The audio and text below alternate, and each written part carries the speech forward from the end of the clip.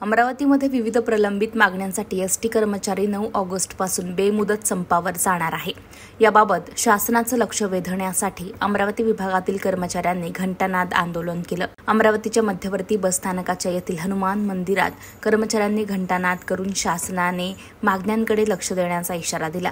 सोमवारी एसटीचे कर्मचारी एकत्र आले। सर्वप्रथम हनुमान चालीसा पठण करण्यात आली। यावेळी कर्मचाऱ्यांनी हनुमान मंदिरात महाआरती केली। त्यानंतर शासनाचे लक्ष वेधून घेण्यासाठी घंटानाद केला। राज्य परिवहन महामंडळाचे कर्मचाऱ्यांनी 2021 मध्ये 54 दिवस संप केला होता। राज्य शासनाच्या कर्मचाऱ्यांप्रमाणे सुविधा देण्याची मागणी एसटी महामंडळातील कर्मचाऱ्यांनी केली होती।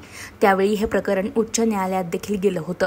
राज्य सरकारने मेस्माही लागू केला होता। अखेर हा संप मिटल्यानंतर कर्मचारी पुन्हा कामावर आले। मात्र आता पुन्हा कर्मचाऱ्यांनी आंदोलन करण्याचा निर्णय घेतलाय। त्यामुळे लालपरी पुन्हा ठप्प होणार की काय अशी शंका निर्माण झालेली आहे। उपप्रादेशिक सचिव, आज जे काही आमचा आंदोलनाचा पहिला टप्पा आहे 9 ऑगस्टपासून संपूर्ण राज्यभर कृती समितीच्या वतीनं आंदोलन आहे। त्यातलाच एक पहिला टप्पा म्हणून अमरावती येथे आज आम्ही घंटानाद आंदोलन सरकारला जागा करण्याकरिता जे काही सरकार आजपर्यंत झालेत त्यांनी प्रत्येक वेळेस एसटी सोबतच दुजाभाव केला आहे।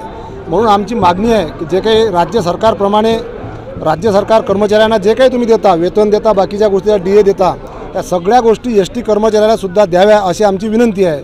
त्यात जे काही माननीय मुख्यमंत्री आहेत, उपमुख्यमंत्री आहेत यांनी अनेक गोष्टींच्या घोषणा केल्या आहेत। लाडली बहीण आहे, लाडला भाऊ आहे, त्यात आमचा एसटीचा सुद्धा लाडका भाऊ लाडकी बहीण करून घ्यावी अशीच एक विनंती आहे। आणि 9 तारखेपासून जे काही आमची कृती समिती वरिष्ठ नेते आम्हाला आदेश देतील त्याप्रमाणे पुढची आमची दिशा ठरवून आम्ही त्याप्रमाणे एसटीचं निश्चितच आंदोलन करू। आणि आम्ही सर्व संघटना यावेळेस एकवटलेलो आहोत। आम्ही आमचा जे काही मागणी आहे ते पूर्ण करून घेऊ एवढंच या ठिकाणी सांगतो। पासून क्रांती दिनानिमित्त पूर्ण राज्यभर एसटी कर्मचाऱ्यांचे संयुक्त कृती समितीचे आंदोलन आहे। आमच्या 2016 पासून ज्या मागण्या आहेत त्या अजून प्रलंबित आहे।